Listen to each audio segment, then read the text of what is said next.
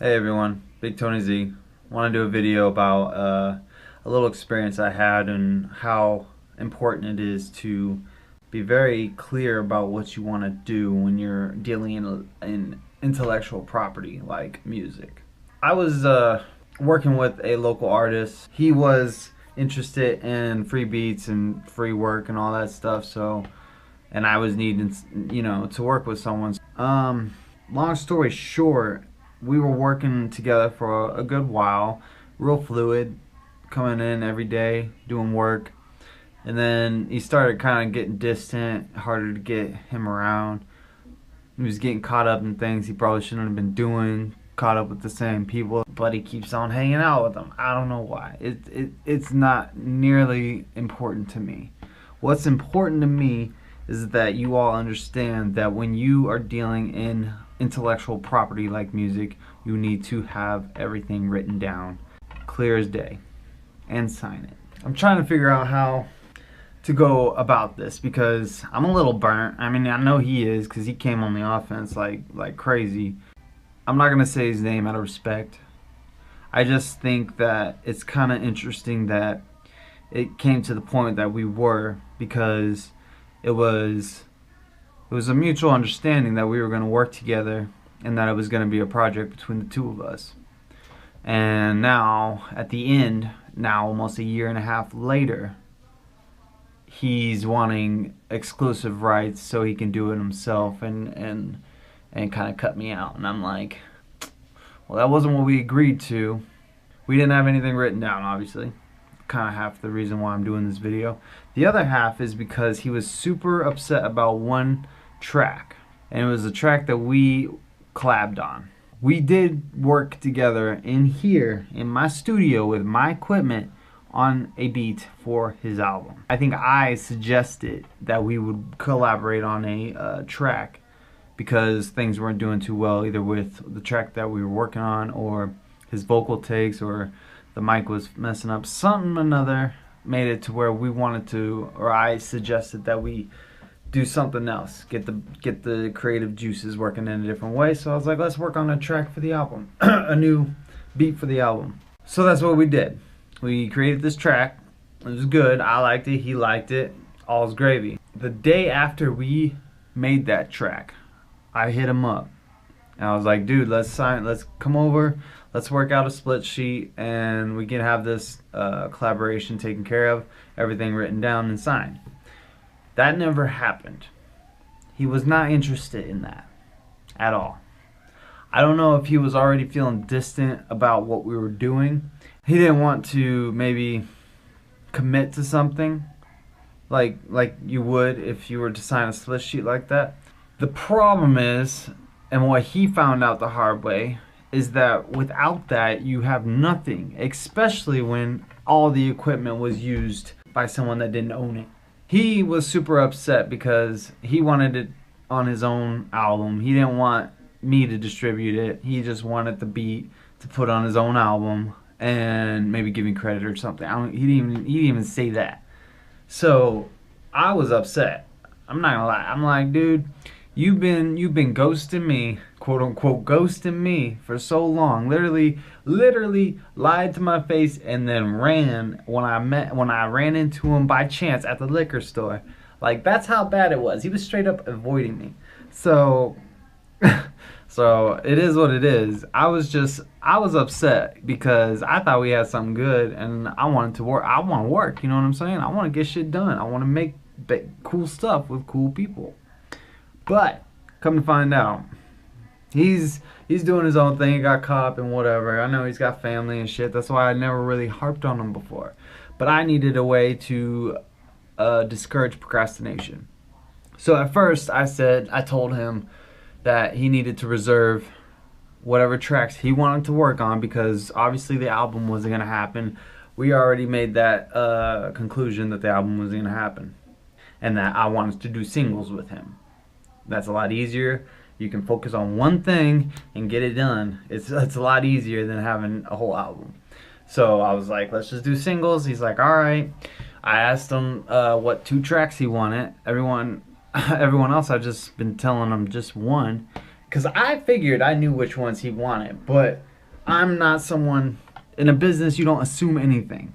So I asked the guy, I said, what tracks do you want off the album for reservation? Do you want to reserve? He told me the 2 tracks. One of them I did expect, the other one I didn't expect. I didn't ask questions. I said, okay, done.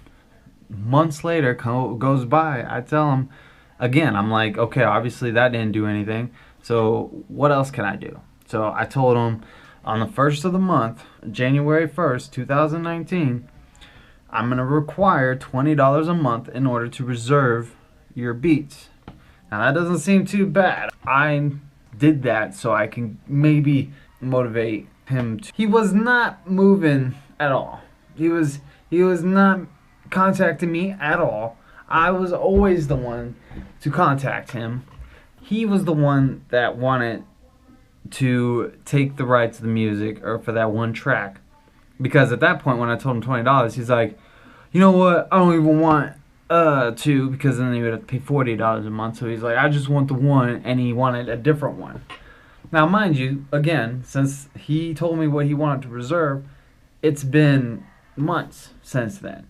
I've been mixing and mastering my BPs and releasing them like clockwork, because I also own a label that I can distribute my artists' music if they want. So I wanted to do that with my own music just so I can get everything going, so I know exactly what I'm doing and I'm comfortable with what I'm doing. So I was doing that with all of my stuff. So he tells me he wants this track, and I tell him that's fine. No one's claimed it, but I've already released it. He gets super upset about it because he thinks he should just automatically have the rights to it because it was a collaboration.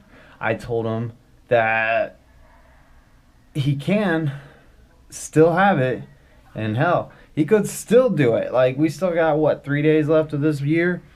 It's possible. He could literally have the track done and finished and released by the 1st and not have to spend a penny. But he's not going to. He just wants it for free, and he wants the stems, and he just wants the rights, and he just wants it all. He just wants to cut me out. Well, that ain't happening. Never, ever, ever mistake kindness for weakness. I will stand my ground. I will move forward with or without you. It doesn't matter. It doesn't affect my progress one little bit. I will continue doing what I'm doing, and I will continue to progress. I wanted to do it because I want to help people. Bottom line is, I didn't want to do this. I think he really wanted me to be a bad guy. He put me on the edge. He put me to the point where I had to stand my ground and make him mad, or he would just be able to walk right over me. To think that I would just let you walk all over me. I've done a lot that people can't ever say they've done. I've been through enough in my young life to know the real from the fake. I see through you like glass. It's just a shame because I really did see potential in you. And that's the only reason why I even approached you with this.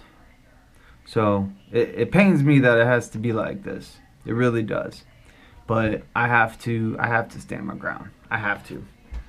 I have a company I have to represent, and it cannot be just taken for granted. You have to understand that what I'm doing is not easy. If you're doing anything with music, get it in writing. Have the people you're working with sign a split sheet. Have all ownership, have no questions. Have everything laid out. That's all I'm saying. It's sad that this project went down the hole, but it has nothing to do with me.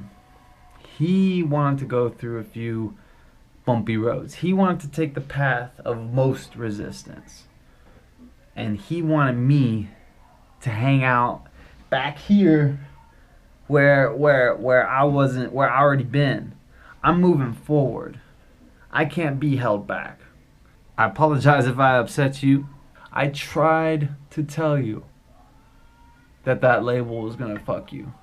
You didn't listen to me, and it did it. It screwed you and it kicked you to the curb. Now you want to do everything yourself. when you already had the revenue, or you already had the resources to do that and to do it well and to get all the money you were owed. But no, you wanted to listen to the naysayers, the haters. I got haters, and they filled your head with BS. It was a good project. It was a good idea. It had some good potential, and he just kind of threw it away. And you know, it would have been a whole different story. It would have been a whole different story. You would at least been listed as a songwriter if you were to have signed the split sheet. But you didn't sign the split sheet. Therefore, you do not have any rights to the song or the track. And if you want rights to the track, you do it like everyone else. You pay the licensing fee. I hope everybody had a Merry Christmas. I'm sorry that I'm a little negative. This is like the 15th take, and it's probably the most calmest I've been out of all of them. So, thank you for watching. I'm sorry if a few bad words slipped. It happens. Take care of yourself, and be sure to like and subscribe. Thank you.